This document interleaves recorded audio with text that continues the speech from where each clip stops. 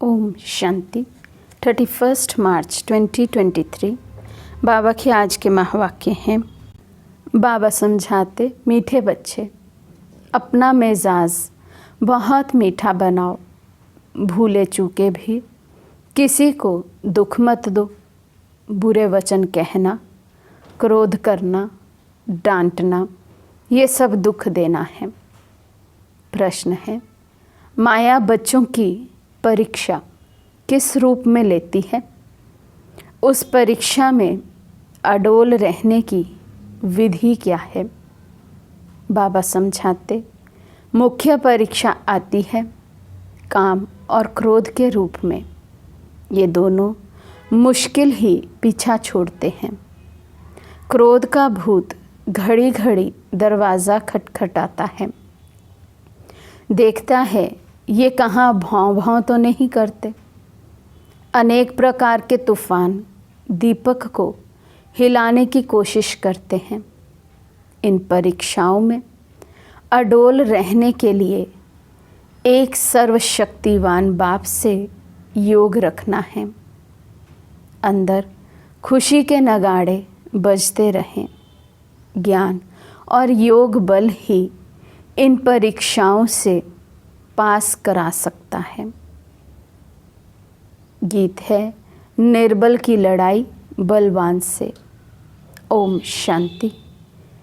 बच्चे समझते हैं और बाप भी समझाते हैं कि तुम फिर से आए हो पारलौकिक बाप के पास, और सब हैं लौकिक बाप। यहाँ है सब आसुरी बुद्धि, सतयुग में है दैवी बुद्धि। आसुरी के बाद फिर दैवी ज़रूर बनना है।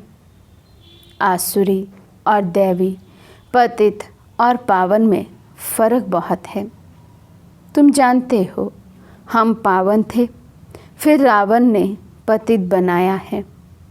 अभी फिर बाप द्वारा हम फिर से पावन दुनिया का वर्षा ले रहे हैं। सतयुगी राज्य भाग्य का, वे भी 21 जन्मों के लिए। जब बाबा बच्चों को कहते हैं तब याद करते हैं, फिर भूल जाते हैं। तो बाबा कहते, जब बाबा याद दिलाते हैं तो बच्चों को याद आ जाता है, लेकिन बाद में भूल जाते हैं। और फिर भूलने की तो ओरिजिनल में ये बात है ही नहीं।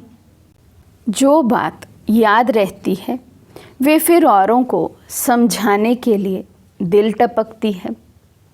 याद नहीं होगी तो दिल टपकेगी नहीं, फिर वे खुशी की उछल नहीं आएगी, मुरझाई हुई शक्ल दिखाई देगी। अभी तुम जानते हो, हम फिर से गवाया हुआ सतयुग का राज्य भाग्य ले रहे हैं। वे जो क्रिश्चियन से राज्य गवाया था वे तो ले लिया, परंतु माया ने हमारा राज्य छीना है। ये कोई को पता नहीं है। क्रिश्चियन से तो राज्य ले लिया हठ से, भूख हड़ताल आदि करके। यहाँ तो वे कोई बात नहीं, तुम्हारी दिल में है। हम 5000 वर्ष पहले मुआफिक फिर से राज्य भाग्य प्राप्त करते हैं बाप की श्रीमत पर चलने से।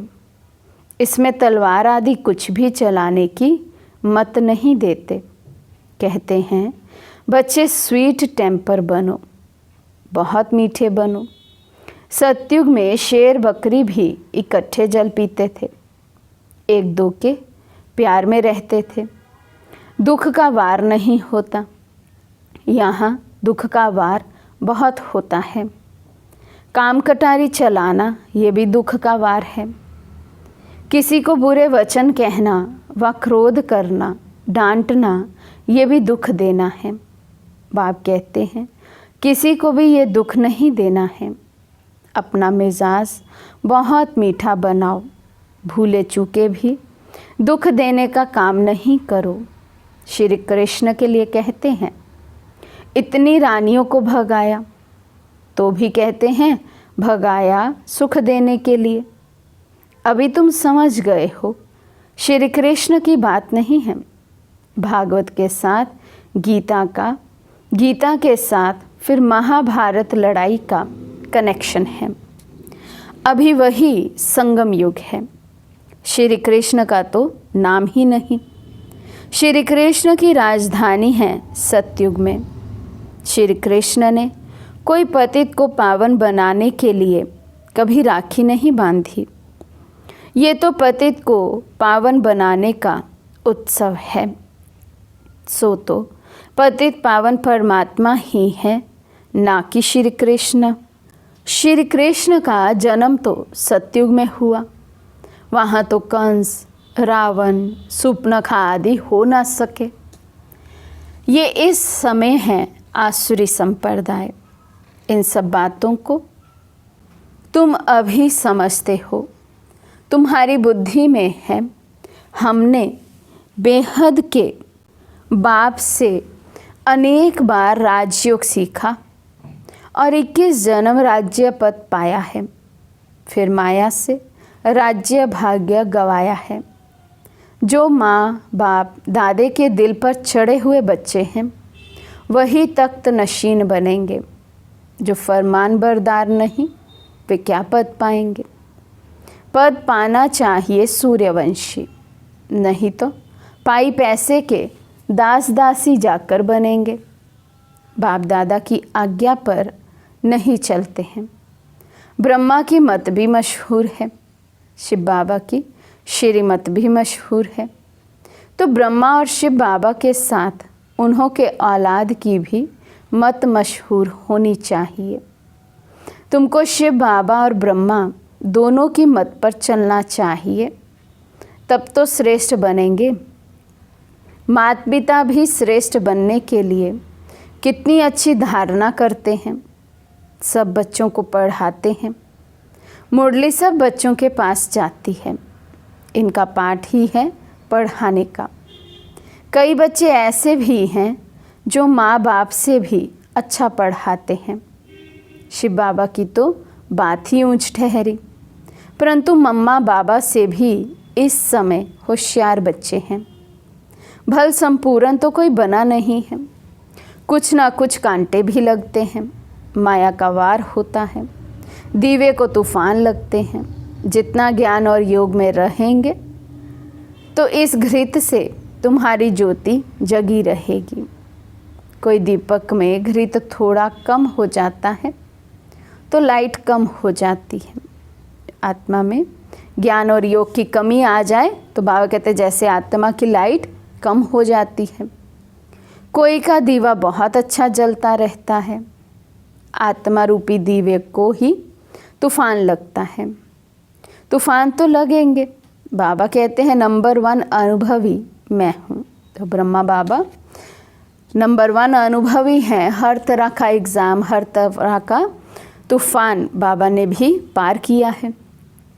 और रुस्तम से ज़रूर माया रुस्तम होकर लड़ेगी। बाप समझाते हैं, हे दीवे, ऐसे ऐसे तूफान आएंगे, परंतु कर्म इंद्रियों से कोई पाप कर्म नहीं करना। कोई ने कुछ कहा तो एक कान से सुन दूसरे से निकाल दिया। ऐसा अभ्यास करना पड़े।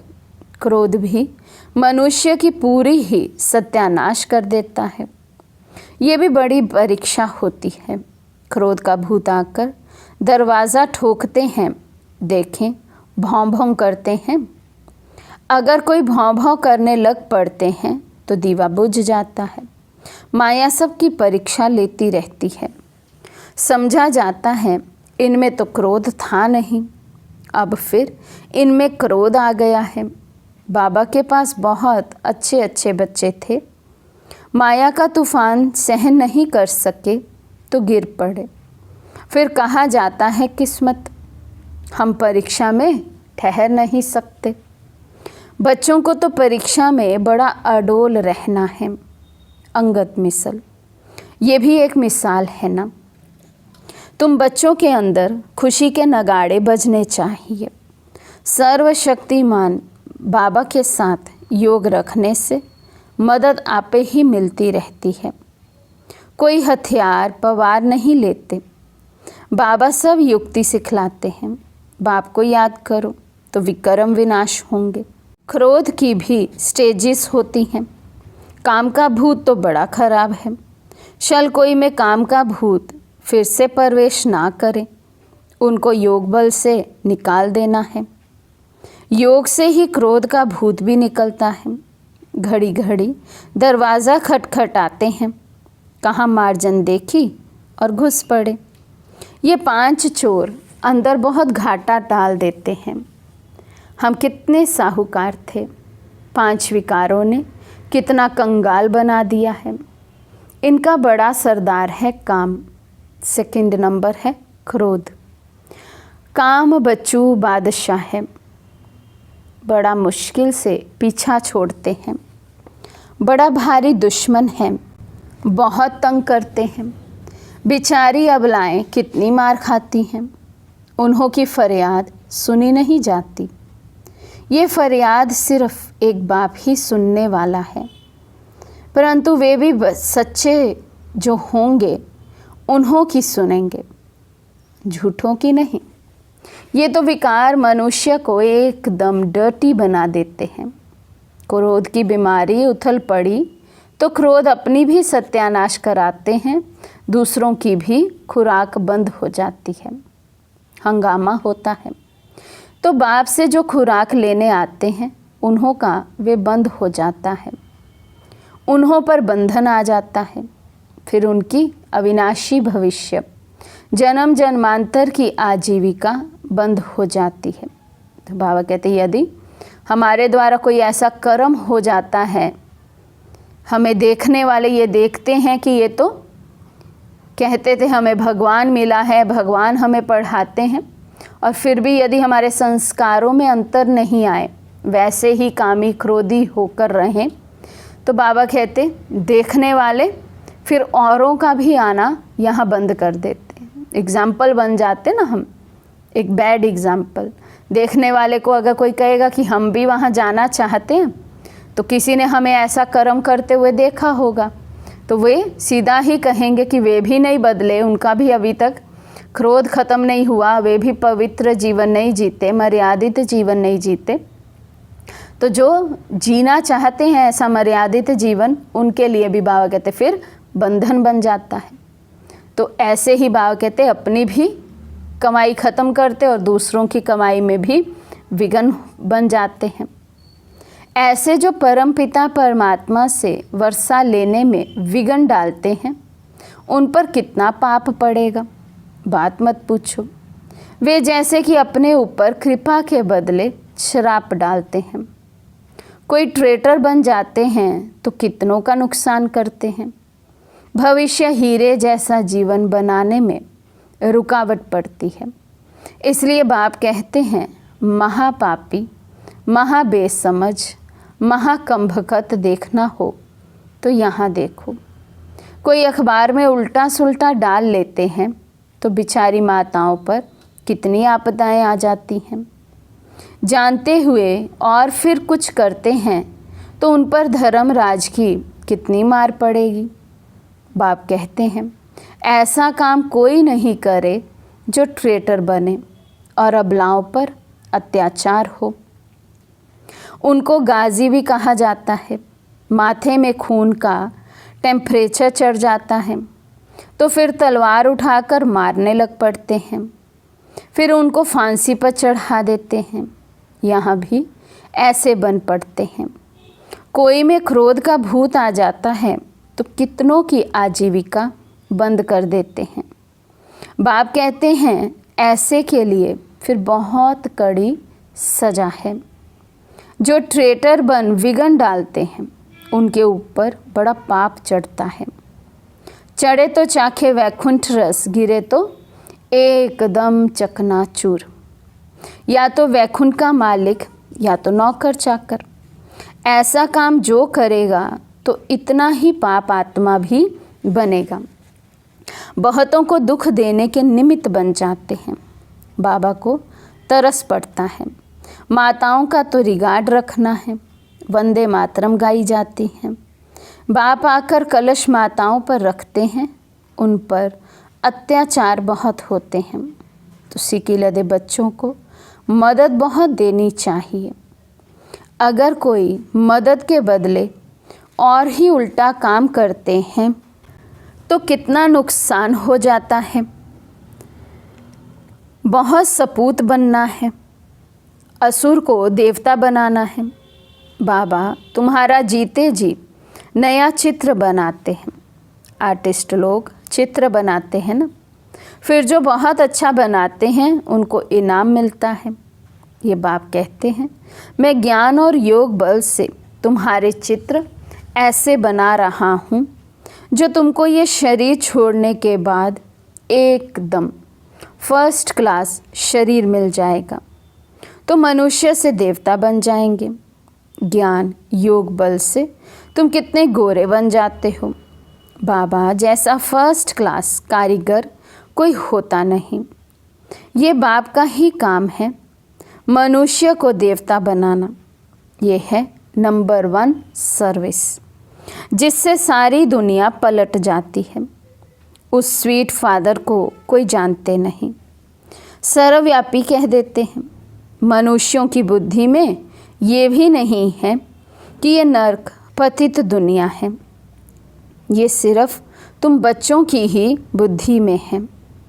बड़े बड़े करोड़पति सबका धन मिट्टी में मिल जाएगा, बड़े दुखी हो मरेंगे।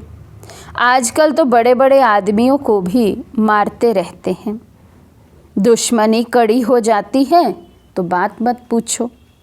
बड़ा खराब समय आना है। अब तुम बच्चे पुरुषार्थ कर रहे हो भविष्य के लिए, और कोई भी भविष्य के लिए पुरुषार्थ नहीं करते हैं। पुरुषार्थ में फिर माया भुला देती है, फिर जैसे के वैसे बन जाते हैं। माया एकदम मुंह फेर देती है, इसलिए बहुत संभाल करनी है। जितना हो सके खुशी से बाबा को याद करना है। हम बाप से 21 जन्म सुख का फिर से वर्षा ले रहे हैं। बाप को याद करने से खुशी होगी। वे इन आँखों से महल आदि देखते हैं तब खुशी होती है। तुम दिव्य दृष्टि से अथवा ज्ञान के तीसरे नेत्र से जानते हो कि हम बाप से सदा सुख का वर्षा लेते हैं।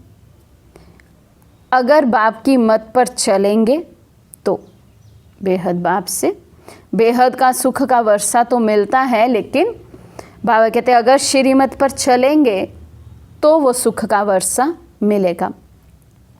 सावधान तो करते रहते हैं बच्चे, श्रीमत पर बहुत मीठे बनो, चुप रहो और बाप को याद करो।